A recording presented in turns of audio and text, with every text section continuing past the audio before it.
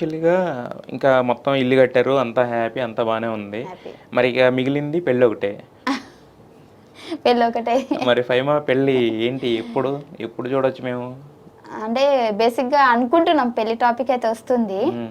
But అది ఇంకా బలం రావాలంటారు గదా! మొన్నేదో పెళ్లి చూపులని పెట్టారు. అనుకోకుండా పెళ్లి చూపులని ఎంత మోసం చేస్తున్నారు జనాల్ని మీరు.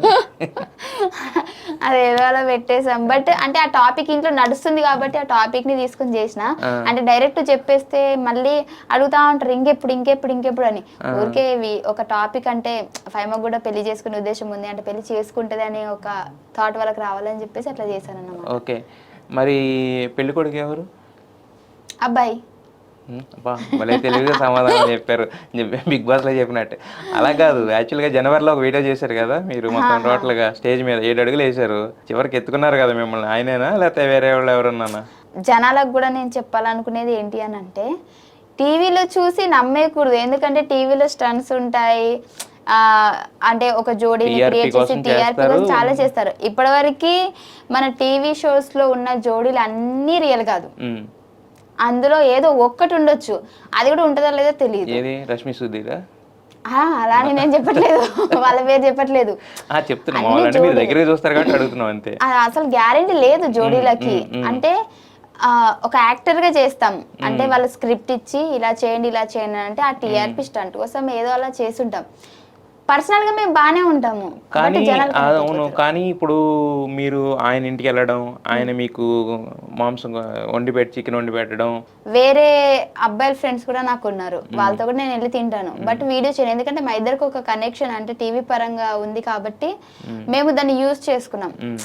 అంటే దాన్ని మిస్‌యూజ్ ఏం చేసుకోలే. అంటే జనాలు కనెక్ట్ అయ్యారు కాబట్టి మనసుకు తీసుకున్నారు అదే కాబట్టి అర్థమైంది. వాళ్ళు బాధపడుతున్నారు తప్పించి పర్సనల్‌గా మా దగ్గర ఏం ఫీలింగ్స్ లేవు. టీవీ మందం ఒక యాక్టర్ లాగా చేసేసాము. సో కాదమ్మా జనాలు మీరిద్దరు కలిసి ఒక ఇంటర్వ్యూ ఇచ్చారా? లవ్ ఆల్‌మోస్ట్ పెళ్లి అనేదాకా కలిసి అన్నట్టు.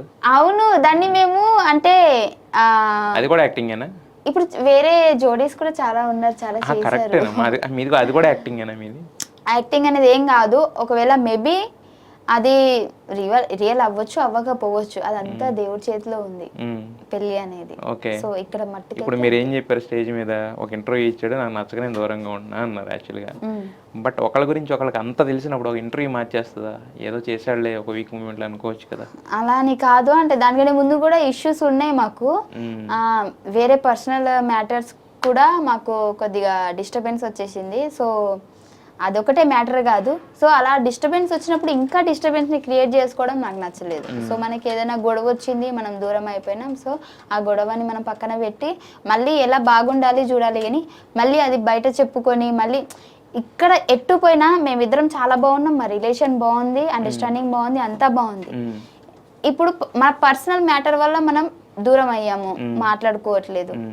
సో, నువ్వు మళ్ళీ పర్సనల్‌గానే నువ్వు నా దగ్గరకొచ్చి మాట్లాడాలి. హ్మ్.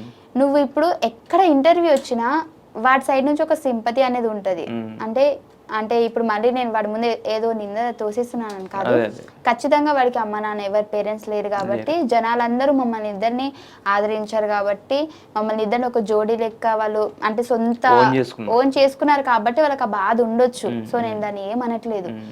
కానీ ఇప్పుడు వాడు ఏ చిన్నది చెప్పినా నాకు తెలుసు పర్సనల్ రీజన్ ఏంటో. హ్మ్. నువ్వు వెళ్ళి వేరేది చెప్తావు. హ్మ్. జనాలు నీ సైడ్ నుంచి నీ ఫ్యామిలీ పొజిషన్ చూసి అంటే నీకెవ్వరు లేరనే సింపతితోనైనా సరే నన్ను నెగెటివ్ చేస్తారు. యెస్. యెస్. సో నువ్వు అంత ఇష్టపడిన వాడి నన్ను నెగెటివ్ చేయాలనుకోవడం అక్కడ లేదు కదా ప్రేమ. మా ఇద్దరి మధ్య చాలా పర్సనల్స్ ఉంటాయి. ఇప్పుడు మీ లైఫ్ లో కూడా పర్సనల్స్ అవునవును. ఉంటాయి. ఎవరి పర్సనల్స్ ఆళ్ళుంటాయి. కానీ కెమెరా ముందు ఏదైనా మాట్లాడేటప్పుడు ఏదో ఒక బాధ ఏదో చెప్పేసుకుంటారు. ఇప్పుడు నా దగ్గర వచ్చిన సమస్య ఏంటంటే మీరందరూ వాటి సైడ్ ఒక ప్రేమని పెంచేసుకున్నారు.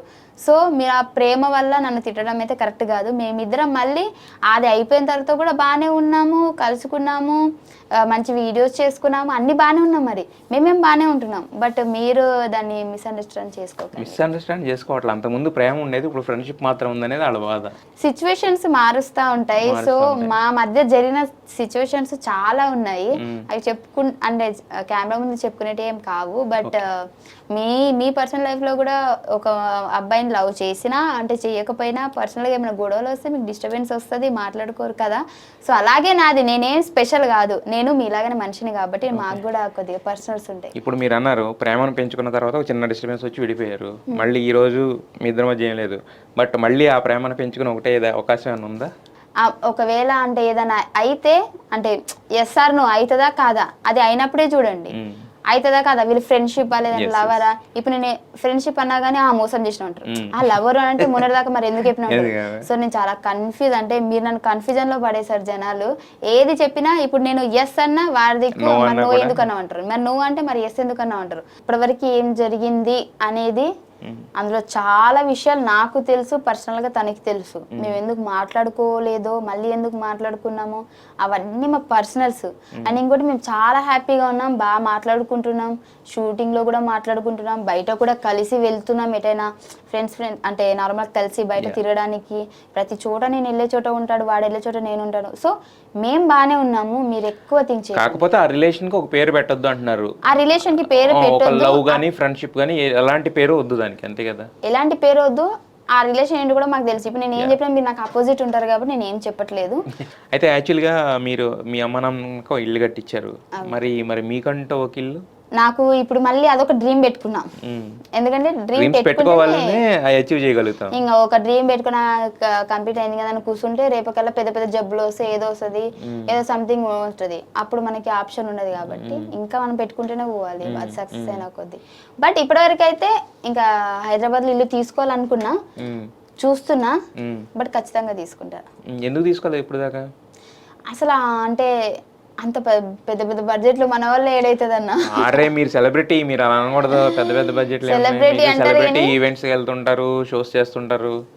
ఇప్పుడు 1000 రూపాయలు సంపాదించేటోళ్ళకి అంతే ఖర్చులు ఉంటాయి, 10,000 సంపాదించేటోళ్ళకి అంతే ఖర్చులు ఉంటాయి. అంటే ఎంత సంపాదిస్తాం అన్ని ఖర్చులు ఉంటాయి. బట్ మీ అమ్మ నాన్నకి అయితే తీసి పెట్టగలిగారు కదా ఒక ఇల్లు. తీసి పెట్టగలిగాను. సో నేనైతే సెర్చ్ చేస్తున్నాను, దొరికితే తీసేసుకుంటాను. దొరికితే తీసేసుకుంటారు ఖచ్చితంగా. మొత్తానికి బేసిక్గా ఎవరంటే ఇల్లు ఇల్లాలు పిల్లలు అంటారు. బేసిక్గా ఏంటంటే ఇక్కడ ఇల్లాలి, ఇల్లు చూసేసుకుని మరి పెళ్లి చేసుకుందాం. అవునవును, మొత్తం క్లారిటీ తోటి. Yes yes yes. అయితే యాక్చువల్గా మీరు ఒక అమ్మాయి, బేసిక్గా అబ్బాయిలు ఎవరన్నా ఇండస్ట్రీకి వెళ్ళాలని ఇంట్లో చెప్పి వద్దన్న బయలుదేరినా అది ఓకే. బట్ మీరు ఒక అమ్మాయి అయ్యి ఉండి ఏ ధైర్యంతో ఇంట్లో వద్దన్నా కూడా వస్తానని ఒక హైదరాబాద్ వచ్చి, అంటే యాక్టింగ్లో ఏమన్నా ప్రీవియస్ ఎక్స్పీరియన్స్ ఉందా మీకు? బేసిక్గా నాకు ఏం ఎక్స్పీరియన్స్ లేదు.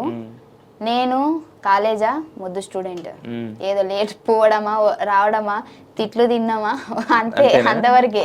పెద్దగా 35% లేకపోతే బాగానే, ఇంకా మరి ఫెయిల్ అయ్యేంత కాదు కానీ పాస్ అయ్యేదాన్ని. అది కూడా వాళ్ళని వీళ్ళని అడుక్కుంటే